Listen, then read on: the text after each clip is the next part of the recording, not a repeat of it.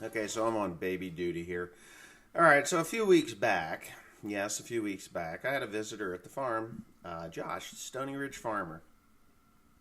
Now, Josh has very different style videos than I do. He's more of the informative kind of guy, but what a cool dude. I mean, he was like, I don't know, when he showed up, it was like we were old friends, you know, when you watch somebody else's videos and they watch your videos a little bit or back and forth or whatnot. You just instantly have this rapport with them there, or this camaraderie or whatnot. And we just had a really good time. Him and his wife showed up, and you know, I didn't film much of anything. I figured it was his show, and you know, he wanted to show my place off. Everybody's seen my stuff. And at some point, I'll go down and visit with Josh, and I'll show you his stuff, you know, while I am there. But I did take him out, and I got him in a Model A Ford, 1931 Model A Ford. If you haven't watched Josh, the Stony Ridge Farmer's videos, I've got him driving this car. Now, in Josh's videos, his camera makes him look like just a fat man, and not a very tall fat man, just a fat man. And when he got out of his truck or his van, I was like, holy shit, this guy is not fat, and he's definitely not short. He's like 6'5". He's probably 6'4". He's about Tim's size and height. Tim is much bigger. And then his wife, sweetheart, by the way, very nice person, unbelievably, just very, very nice people, unbelievable. I'm sure you wouldn't want to piss them off, but you know, whatever. Just really nice people, fun to visit with. Anyways, so you got this really, really tall Josh, and then you've got this, well, his wife, whom is, you know, nice height woman, but the contrast is so different. And like you saw in his videos, if you saw his videos, I was going to get him sweatshirts, but I really wanted to gauge his size before I just handed him a sweatshirt or a t-shirt. And I didn't want to bring all the t-shirts and sweatshirts over to him, you know, and like, here, pick through and see what fits. I wanted to know what his size was. So I knew he was traveling across the country, and it just would have been more crap in his van if we would have handed him the sweatshirts, because obviously they packed for the trip, and the van did have quite a bit in it. A little bit of the story that you're not going to see on here is that I had Carl had given me a Kenworth seat to put in the Mack truck. I didn't want to put a Kenworth seat in a Mack truck. I don't know what it is, whether I'm just anal. I just think it's blasphemy. To me, it's like putting a Chevy engine in a Ford. Now, you know, it's like, oh my God, how can you put a Chevy engine in a Ford? Ford makes great engines. What's wrong with you? You know, so anyway, I'm just not going to put the Kenworth thing. He's like, I had the seat out of the Peterbilt sitting in the junk heap over there. He's like, hey, is there something wrong with that seat? I was like, well, yeah, it's shot, but I got a good one in the shop. You can have it if you want. So the t-shirts would have took up, or the sweatshirts would have took up no space at all, but he took the seat. He took the Kenworth Air Ride seat, and he trucked that thing from New Jersey to the end of his travels and back home again, and I'm hoping to see it in a video. But anyways, you're going to enjoy watching Josh, this very tall man, getting into a 1931 Coupe Deluxe Model A and driving it. I didn't drive it, he drove it, and it was fun. Hopefully you enjoy it. I just had my coffee. Just let her go. Now, once you get going, let off the gas. It'll run just fine. See, as you know, this is the Stony Ridge Farmer, and he's driving a 31 Model A. This is probably the only, I'm telling you, this is the first time anybody has driven this car in 26 years other than me. So he is a big man, and he fits in this little car. But no, you're not really as big as people would think you are, but these cars are really small because of the way people were back in the day. Yeah. And it will go down the road 50 miles an hour if you really want to. Yeah. She'll go. want to make sure I can get my foot on the brakes. Right. This is okay. Gotcha. Left. Why don't you make a right? I'll take you down the road.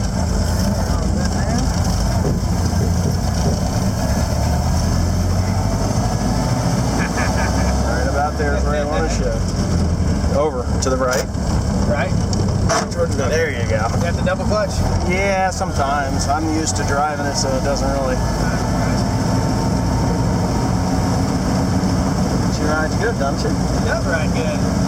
I've never even been in a car this old. I'm scratching your ears though. Sorry. That's all right. I've never sat in a car this old. I've never driven a car this old. It's awesome. No, you're fine. Just keep right on going. As long as you know where the brake is, you're good. So there's some of the piles of hay. You can go right on down. You don't have to downshift. Okay. It's not the end of the world. You just got to know where the brake is. That's a pile of spent. I'll show you that later. Okay. Now this is the hill. This is my test hill. Everybody doesn't think that this hill is that steep. What do you think it is? It's pretty doggone steep. And you're nervous. I am nervous. Look at me, I'm nervous. He's nervous, yeah. Not only he gets to drive a car that he's never sat in before, he's never driven anything this old. They're fun. That's what they are. They're fun. Absolutely. But what we'll do is we'll go down to the end of the road. There's a stop sign, and we'll turn around and come back up. All right. Oh yeah, she's a turner. No, that will. So what's this knob do? Well, okay. That's your horn, but no, this is your lights. These are your lights. You turn it to the side, and that'll turn. You're either going to have a cowl light, which is up here, which is part of the deluxe package. This is a 5-window deluxe. But yeah, and then the other side is your headlights. It does have high and low beams, believe it or not. But that's just in the flip of the switch. And cruise control, if you really wanted to use the cruise control. You can rest your feet, and he's going to be stiff as a board when he gets done driving this thing. I used to have an RX-7. This is a whole lot like driving an RX-7. Really? That No. small? All right. Oh, here comes Pop. Ah! And he's got my mom. Get around us? Go ahead and go to the right. Go, cut it hard to the right. Let him do his thing. There we go. Plenty of room. Yeah. Yeah, he gets the Royal New Jersey Road treatment. Yeah.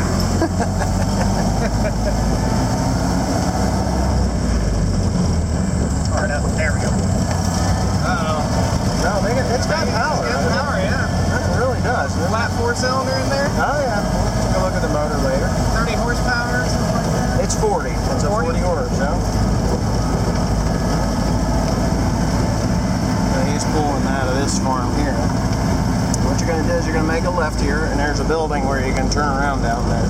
Okay. And you can go right up into the park. Oh, yeah.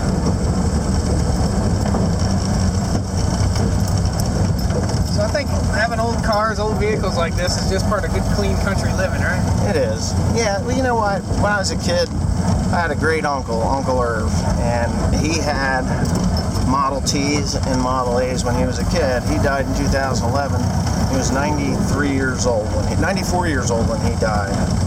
And all he would talk about when I was a kid, he had a 28 Model A AA truck, which was the 1-ton truck. Yeah. And I never got to drive it, but I always saw it when I went to his house, and he would talk about it. So I think that's really where I got my appreciation for the old cars. I know the younger generations, they just want to take and chop them off about here and lower the roof and cut the glass and do all that stuff, throw a Chevy motor in it, which is blasphemy. Yeah, you can just give her a left-hand hook right here, and you might get it into gear. There you go. See how he's got to drive this thing? He's got to put the stick between his legs. That's funny. But, I mean, I'm a pretty good-sized guy. Well, how tall are you? I'm 6 feet. I'm 6'5". So 6'5". look down here at my feet. This is the brake, this is the gas, and this is what I'm working here. I feel like... But you're doing a good job. We haven't crashed yet. I feel like Jeff Gordon. Yeah, Jeff Gordon. Jeff Gordon's grandpa. Yeah, so there's some of the big bells. Randy Gordon. Randy Gordon. Steve Gordon?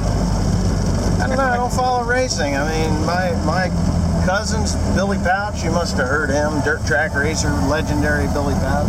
He actually holds the world speed record in a stock car, still to this day. That's why his number is number 1. Interesting. Yeah. I like going slow. This thing does about the right speed for me. Yeah, but she'll really move.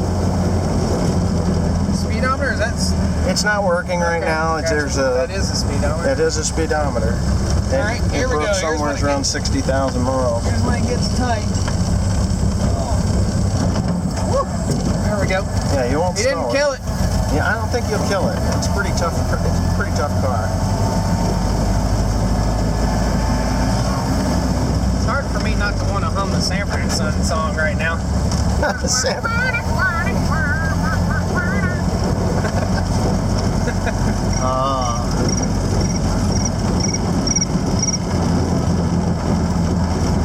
This thing's awesome, man. Oh, it's kind of bumpy.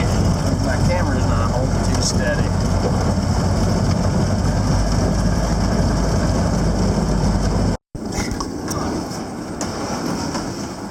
I know my viewers have seen this already, but yeah, this is the first antique car I bought. It was a 1925 Model T Ford, 4-door sedan. I got it in a bunch of pieces when I think it was still 18 when I bought this car. Don't know why I bought it, just wanted it. You know, it was one of those things. I didn't have any money, but I had somebody that was willing to lend me money. So I did. I did the world's worst restoration job on it, but it actually didn't turn out too god-awful bad. And for what it is, it's a lot of fun. When I do have it running, it is a lot of fun. And that's okay if you don't get that close, it's fine. So you want to see the little motor that he's got in there? I think you have to saw that. What do we have under here? Weed whacker. 4-cylinder. Nice.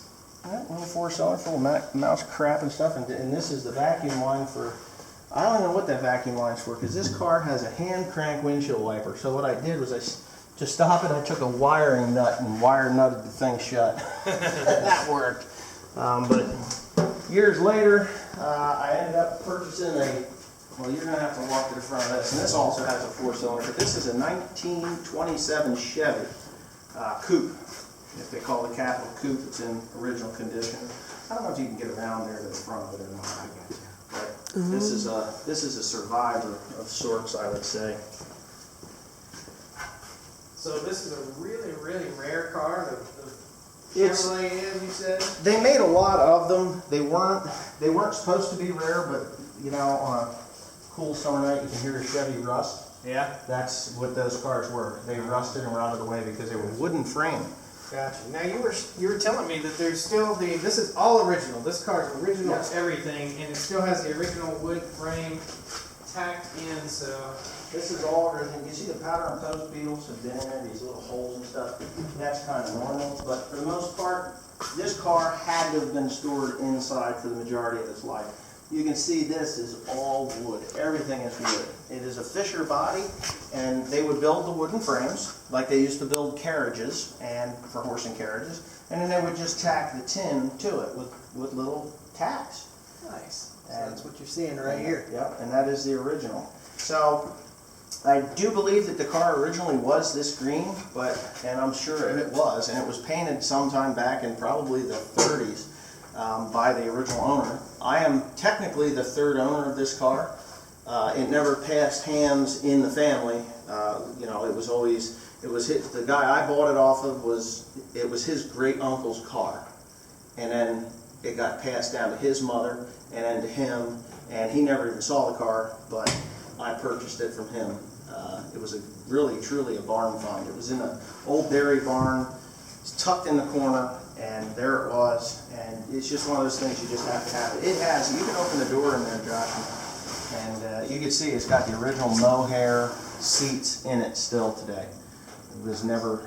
I'm going to do a clear coat on the car, one of those matte finish, professionally done, just to seal everything that this car is in all its glory. Lock the rust in there and get it started, and then just drive it down the road because it's cool.